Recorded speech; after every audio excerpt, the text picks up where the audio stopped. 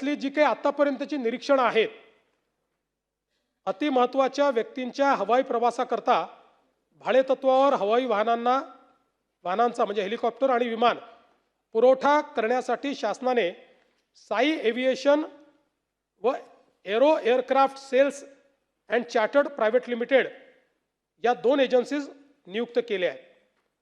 दिनांक 27/1/2026 रोजी सायंकाळी 7 वाजताच्या सुमारास उपमुख्यमंत्री माननीय अजितदादा पवार यांचा मुंबई ते बारामती हा दौरा निश्चित झाला.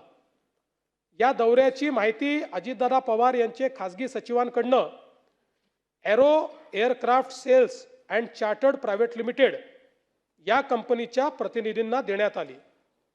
त्यानंतर दिनांक 28/1/2026 रोजीच्या श्री अजितदादा पवार यांच्या मुंबई ते बारामती दौऱ्यासाठी aero aircraft sales and chartered private limited या एजन्सीकडनं 20:45 VSR कंपनीचे विमान बुक करण्याबाबत कारवाई करण्यात आली. अजितदादा पवार यांच्या दिनांक 28/1/2026 रोजीच्या मुंबई ते बारामती दौऱ्यासंदर्भात दिनांक 27/1/2026 रोजी सायंकाळी 19:15 विमान बुक करण्याबाबत कळवले व 20:45 सदरचे विमान बुक झाले. पायलट को पायलट यांची breath analyser test, pilot Sumit Kapoor यांची ब्रेथ ॲनालायझर टेस्ट दिनांक 28/1/2026 रोजी सकाळी 7:09 व को पायलट शांभवी पाठक यांची ब्रेथ ॲनालायझर टेस्ट सकाळी 7:13 विमानाच्या उड्डाणापूर्वी करण्यात आली आहे. त्या टेस्टमध्ये अल्कोहोलचा अंश नाही, ती टेस्ट निरंक आली आहे. दिनांक 28/1/2026 रोजी श्री अजितदादा पवार हे देवगिरी निवासस्थानावरनं निघून मुंबई विमानतळावर सकाळी 7:52 पोहोचले. श्री अजितदादा पवार त्यांचे वैयक्तिक सुरक्षा रक्षक विमानामध्ये बसल्यानंतर विमान सकाळी 8:12 मुंबई विमानतळावरनं बारामतीसाठी या विमानाचे उड्डाण झाले. मुंबई विमानतळ परिसर तसेच बारामती परिसरातील CCTV फुटेज प्राप्त करण्यात आले आहे. मुंबई विमानतळ परिसरातील CCTV फुटेजमध्ये श्री अजितदादा पवार हे विमानतळावर आल्याचे व विमानात बसल्याचे दिसते, परंतु सदर विमान बारामती विमानतळावर लँड होण्यापूर्वीच दुर्घटनाग्रस्त झाले. सदर प्रकरणी पोस्टमॉर्टम रिपोर्ट प्राप्त झाला असून दुर्घटनाग्रस्त विमानातील तत्कालीन उपमुख्यमंत्री महाराष्ट्र राज्य श्री अजितदादा पवार व इतर 4 यांच्या पोस्टमॉर्टम रिपोर्टमध्ये मृत्यूचे कारण death due to multiple injuries associated with burn injuries असे देण्यात आलेले आहे, जे अननॅचरल या संज्ञेत येते. दुर्घटनाग्रस्त विमानातील मृत्यू पावलेल्या सर्व 5 जणांचे DNA तपासणी अहवाल प्राप्त झाले आहेत. ते त्यांचे नातेवाईकांचे DNA सोबत जुळले आहेत. पायलट व को पायलट यांचा व्हिसेरा व रक्त तपासणी अंती अल्कोहोल अथवा अंमली पदार्थांचे सेवन केले असल्याचे निष्पन्न होत नाही. दुर्घटनाग्रस्त विमानातील मृत्यू पावलेल्या सर्व 5 जणांचा व्हिसेरा व ब्लड तपासणी करण्यात आली. त्या रिपोर्टमध्ये विषाचा अंश आढळून आलेला नाही. विमानामध्ये स्फोटक पदार्थांचा अंश नसल्याबाबत राखेच्या तपासणीमध्ये न्याय सहाय्यक वैज्ञानिक प्रयोगशाळा यांच्याकडून अहवाल प्राप्त झाला आहे. प्रत्यक्षदर्शी साक्षीदार अजितदादा यांच्याशी संबंधित PA, सुरक्षा अधिकारी, बंदोबस्त अधिकारी, VSR कंपनीचे संचालक VK सिंग व रोहित सिंग यांच्याकडे चौकशी करण्यात आली. सदर विमानातून इंधनाचे वेगळे कॅन वाहून नेल्याबाबत कुठलाही पुरावा आढळून आलेला नाही. पायलटची नेमणूक दिनांक 27/1/26 रोजी 21:11 स्लॉट्स अलॉटमेंटसाठी तात्पुरत्या स्वरूपात विमानाचे क्रू डिटेल्स मध्ये पायलट म्हणून कॅप्टन साहिल मदान आणि कॅप्टन यश यांच्या नावाचा मेल बारामती एअरपोर्ट डायरेक्टर यांना करण्यात आला होता. अशा प्रकारे स्लॉट अलॉटमेंटसाठी तात्पुरते नावं देऊन स्लॉट निश्चित करण्याची पद्धत आहे.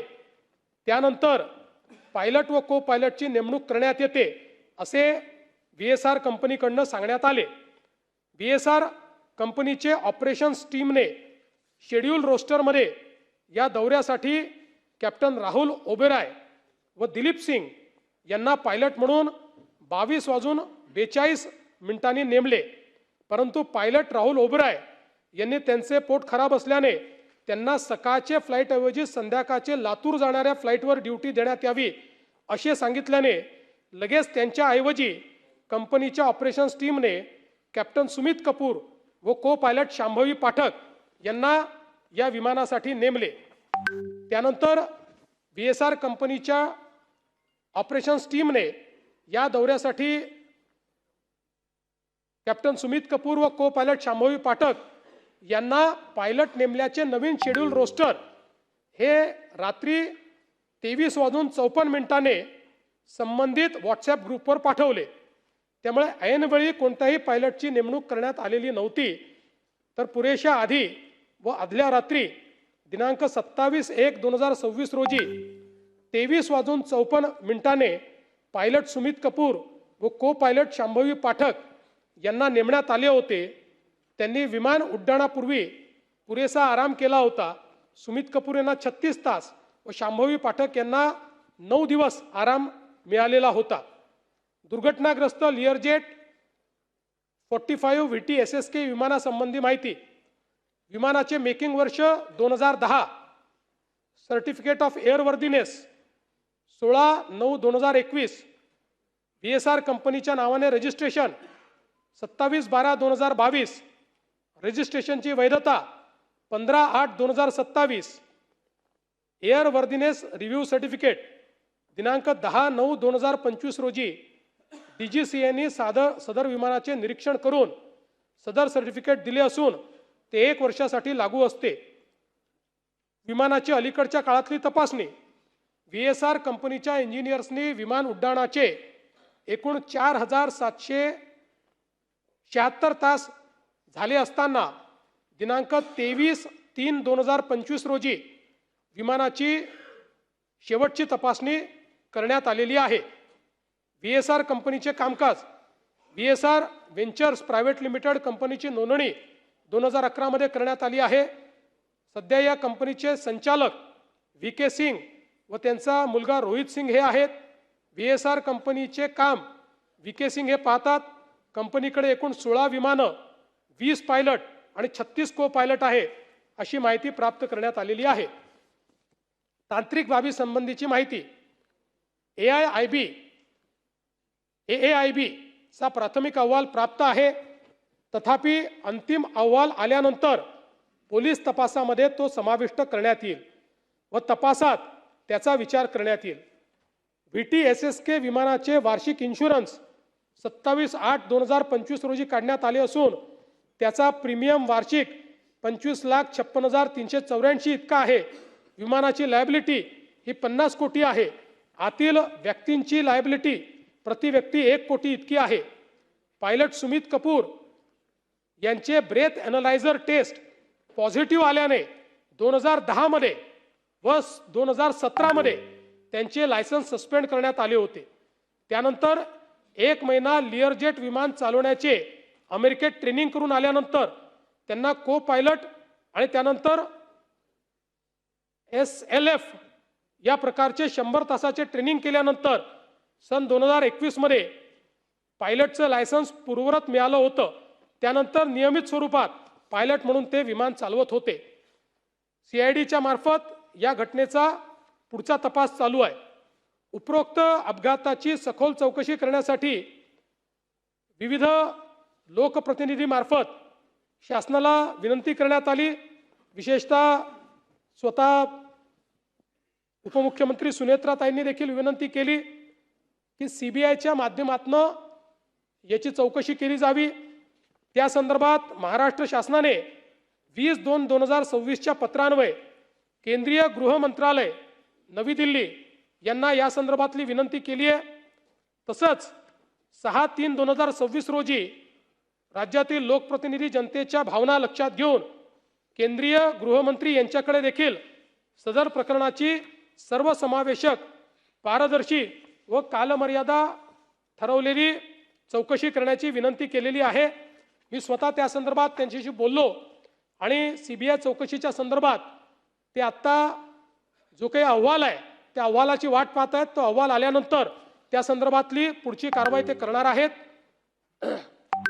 केंद्र शासनाने या विमानाच्या अपघाताची चौकशी केंद्रीय विमान उड्डयन मंत्रालयाच्या अखत्यारीतील एअरक्राफ्ट ॲक्सिडेंट ब्युरो AIIB यांच्यामार्फत AAIB यांच्यामार्फत सुरू केली असून त्याचा प्राथमिक अहवाल AAIBच्या अधिकृत संकेतस्थळावर उपलब्ध आहे।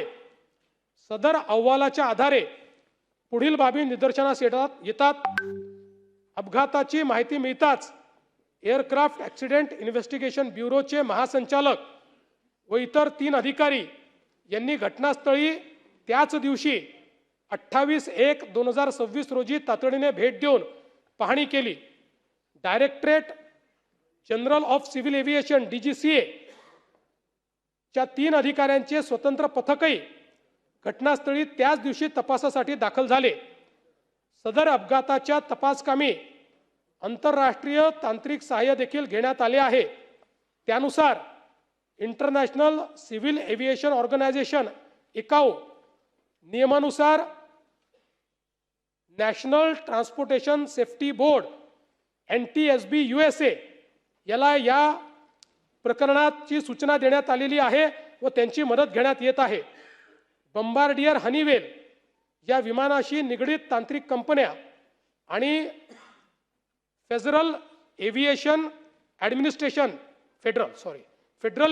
ॲडमिनिस्ट्रेशन USA यांचे तांत्रिक तज्ञ तपासामध्ये सहभागी केले गेले आहेत। फ्लाइट डेटा रेकॉर्डर SSFDR मधील डेटा डाउनलोड करून AAIB लॅबमध्ये विश्लेषण सुरू आहे।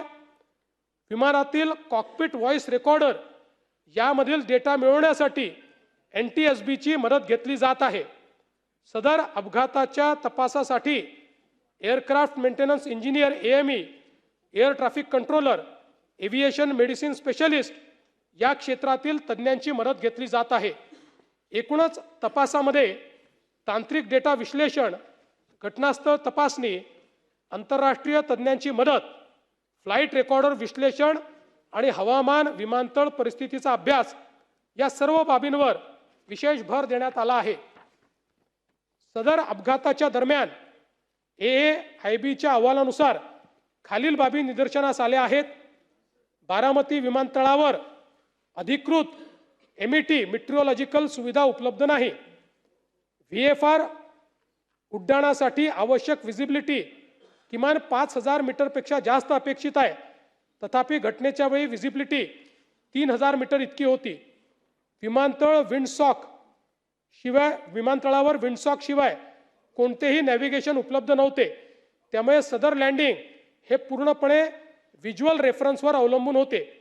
विमानतळावर स्वतःची ARFF aircraft rescue and fire fighting सुविधा उपलब्ध नव्हती।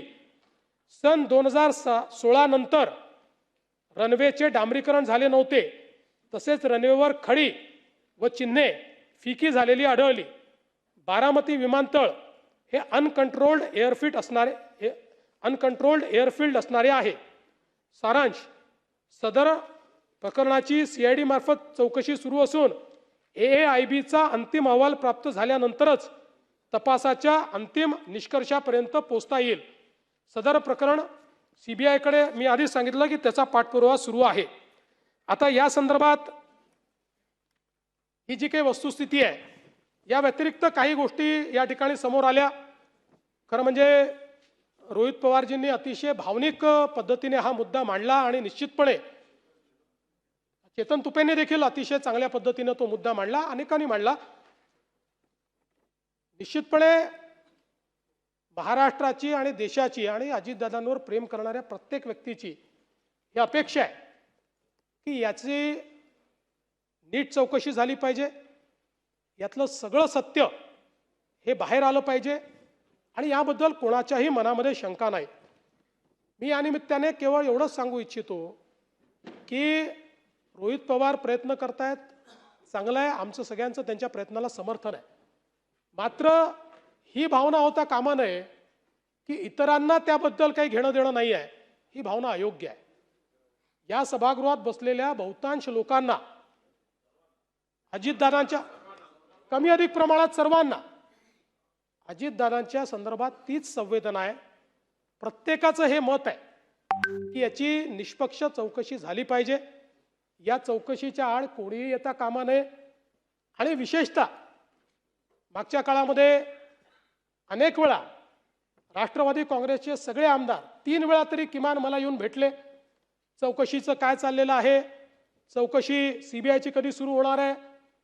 त्यांनी मला ही विनंती केली की एकदा आम्हाला सगळ्यांना घेऊन तुम्ही अमितभाईंकडे घेऊन चला. मी त्यांना सांगितलं सभागृह आपलं सेशन संपल्यानंतर मी अमितभाईंची वेळ घेतो, तिथे देखील आपण जाऊ. परिवारातही अनेक वेळा त्या संदर्भातली जी काही चर्चा आहे ती झालेली आहे. त्यामुळे मला असं वाटतं की या संदर्भात प्रत्येकाच्या भावना तेवढ्याच तीव्र आहेत. कदाचित कोणी एक्सप्रेस करतं, कोणी करत नाही. आणि या निमित्ताने एक गोष्ट अजून मला आपल्या निदर्शनास आणून द्यायची आहे. आपण प्रयत्न करतात ही चांगली गोष्ट आहे आणि मी तर तुम्हाला सांगतो राज्य सरकार आपल्या प्रयत्नांमध्ये जिथे जिथे राज्य सरकारचा रोल असेल पॉझिटिव्ह राहील, तिथे मदतच करेल. पण एक महत्त्वाचा मुद्दा आलाय FIRच्या संदर्भात.